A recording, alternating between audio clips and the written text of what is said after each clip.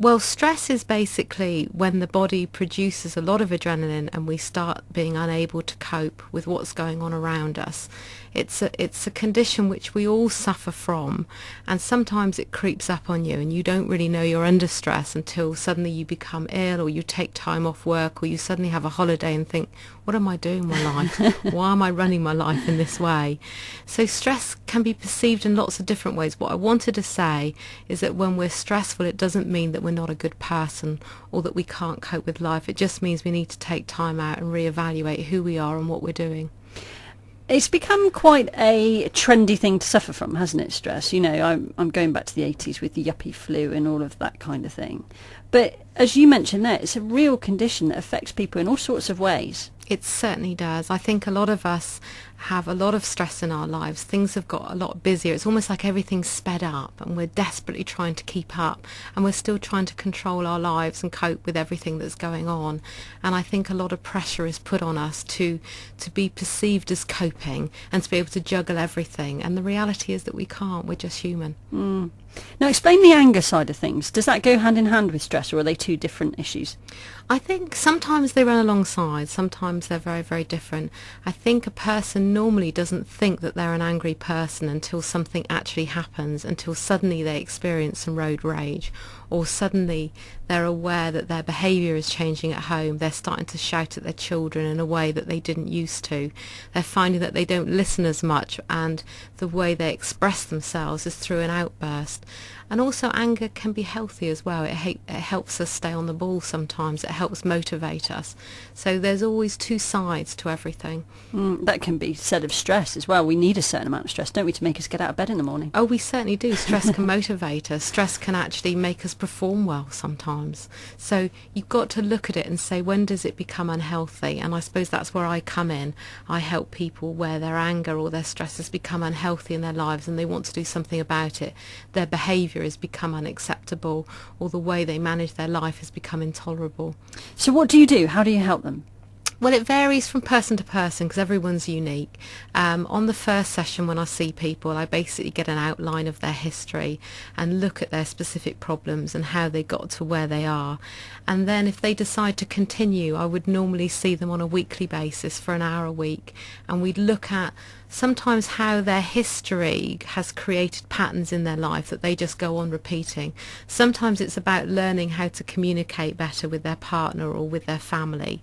Sometimes people are in such a situation that they have to look at techniques which are going to help them today. They can't wait to get better. Their situation's unmanageable. So we look at relaxation techniques, stress management techniques. So I work in a very holistic way. And some of my clients see other therapists as well. So we look at working as a collective with that particular person. Now, obviously, we're approaching quite a stressful and angry time of year, aren't we? Christmas, just round the corner. And you've come up with some ideas on how people can manage those feelings. I've got my top 10 anger management techniques for Christmas. I had great fun coming up with this list. In fact, I was in London over the last few days, which is a very angry place. So it kind of helped promote these ideas. So these are my top 10 tips. Okay, tip 1. I'm going to call it remote control anger. Okay, so at Christmas, try and organise the TV guide. I'm always amazed how many people fall out over Christmas with what they want to see, but also the fact they want time where there's no TV, because TV sometimes stops conversation. My second tip is expectations. If other people have expectations of how Christmas should be, then let them get involved in making it so.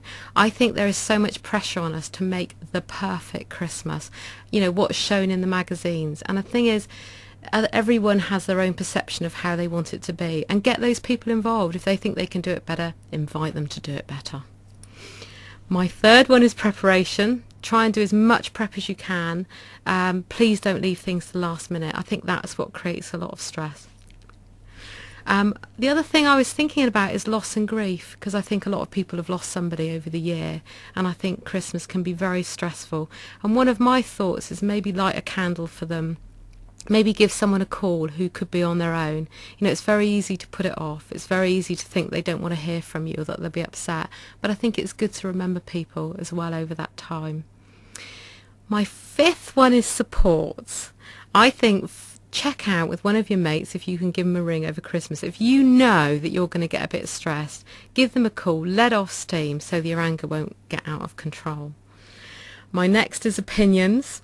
I can remember Christmases falling out with other people, and I think that you've got to remember that opinions are not facts. They're just opinions, and they're what other people think. It doesn't mean that they're right.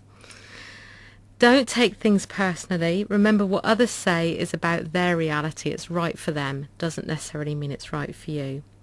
If you've got anger that simmers, then you've got to remember that you're probably holding on to a grudge based on the previous Christmas. So stay in the moment. Try not to bring in the other Christmas, dig up history, or project the future.